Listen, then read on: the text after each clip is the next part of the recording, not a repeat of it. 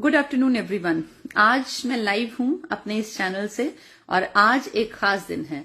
सावित्रीबाई फूले और ज्योतिबा फूले एक ऐसा बेहतरीन कपल जिन्होंने देश को, समाज को एक दिशा दी कि कैसे कोई भी जीरो से उठ के और हीरो बन सकता है। आज जन्म दिवस है सावित्रीबाई फूले जी का। अब ये कौन है, कुछ लोग तो जानते होंगे, कुछ लोग अनजान होंगे। जो लोग आज समाज में नहीं है लेकिन समाज के लिए बहुत कुछ करके गए, उनके बारे में हमेशा अगली पीढ़ियों को बताना जिम्मेदारी होनी चाहिए। और मैं पर्सनली ये फील करती हूँ, आज जो मैं ये आपके सामने बात कर पा रही हूँ, मैं क्या, जितनी भी फीमेल टीचर्स हैं उन सबको प्राउड फील करना चाहिए आज के दिन के ऊपर, क्योंकि आज है उस महान महिला का जन्मदिन जिसकी वजह से हम टीचर बन पाए। देश की पहली फीमेल टीचर, पहली महिला शिक्षिका, महज 17 साल की उम्र में जिन्होंने स्कूल खोल दिया था, स्कूल चलाने लग गई थी, जो पहली प्रोफेशनली क्वालिफाइड फीमेल टीचर थी, आधुनिक भारत की, मॉडर्न इंडिया की first female teacher Savitribai Phule. Jyotiba Phule का नाम शायद आपने सुना होगा। सत्यशोधक समाज उन्होंने बनाया था।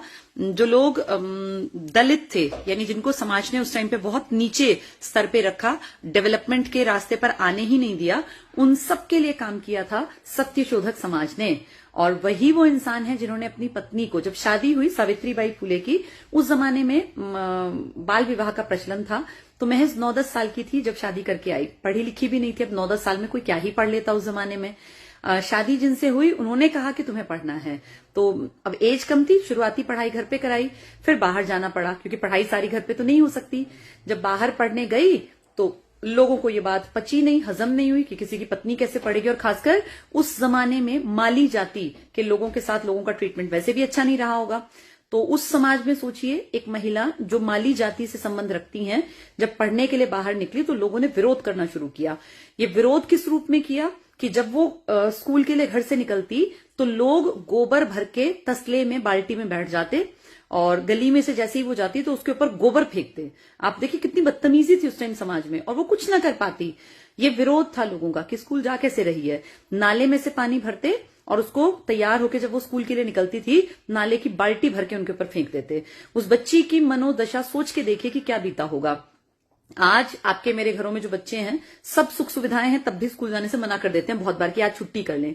उस बच्ची की 10 साल की, 11 साल की उस लड़की के मन का भाव क्या रहा होगा जब वो जैसे ही घर से निकलती होगी, खुश मन के साथ भगवान की प्रेयर करके कि मैं जो है आज पढ़ लिख के कुछ सीख के आऊं, और लोग रास्ते में इतनी बदतमीजी करते कि गोबर फेंकते, कीचड़ फेंकते और गालियां देते, तो उस लड़की ने कैसे पढ़ा होगा।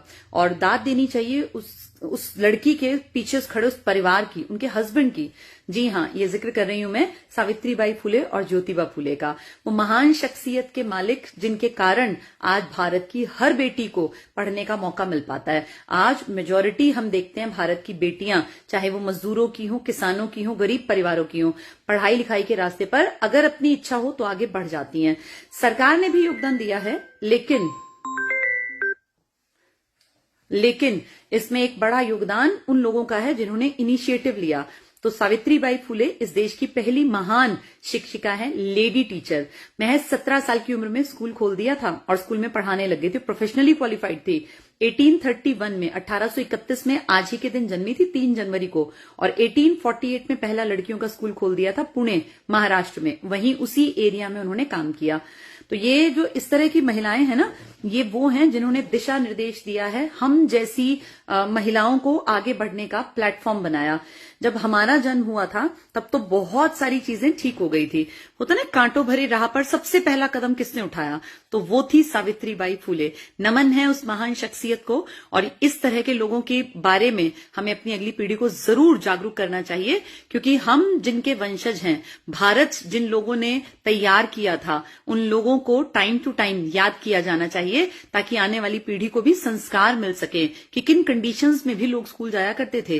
पहली लड़की जिसने हिम्मत दिखाई पढ़ने की, और सिर्फ पढ़ने की नहीं, पढ़ लिख के कुछ हासिल करने की, दुनिया में नाम और मुकाम हासिल करने की। तो ऐसी बेटियों से हम सब सीख सकते हैं। सावित्रीबाई से हर एक बेटी को सीखना चाहिए कि खराब हालात हो तो भी आपको पढ़ लिख कर अपने परिस्थितियों पर काफी हद तक काबू पाने के लायक बन जाना चाहिए। देखिए, सब कुछ किसी के हाथ में नहीं होता। बहुत सारी चीजें, किसी की सांस, किसी की जिंदगी, किसी की बीमारी, ये हाथ में नहीं है। लेकिन अपनी जिंदगी को बेहतर बनाना, मेरा ये मानना है, पढ़ लिख कर बेहतर बनाना हर एक के अपने हाथ में है। पढ़ाई का एक ऐसा प्लेटफॉर्म देती है पढ़ाई कि अपनी जिंदगी को जहां आप हैं उससे बेहतर बना सकते हैं। अब इसी साल की शुरुआत देख लीजिए, कितने लकी हैं सब लोग जो तैयारी कर रहे हैं। इस साल की शुरुआत हुई है बहुत सारी वैकेंसीज के साथ। 1 तारीख की जब सुबह बच्चे उठे तो बड़ा खुशनुमा माहौल था। हरियाणा पुलिस में 5,500 वैकेंसी आ गई, बेटियों के लिए भी, बेटों के लिए भी, जीआरपी की भी, जो रेलवे पुलिस है इनकी भी, और अपनी कांस्टेबल की लड़कियों के लिए भी, लड़कों के लिए भी।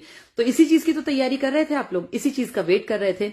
अगर आप चाहते हैं हरियाणा पुलिस में नौकरी हासिल करना, तो आईसीएस कोचिंग सेंटर के साथ जुड़ सकते हैं। हमारी एप्लीकेशन पर महज 250 रुपए की फी में, जी हाँ, बहुत ही नॉमिनल सी फी है, ना बराबर फी रखी गई है, सिर्फ 250 रुपए की फी में 3 महीने तक वैलिड रहेगी आपकी ये जो फी है, जनवरी, फरवरी, मार्च, यानी मार्च के एंड तक। उम्मीद है जब ये पेपर होगा तब तक आपका ये बैच चलता रहेगा।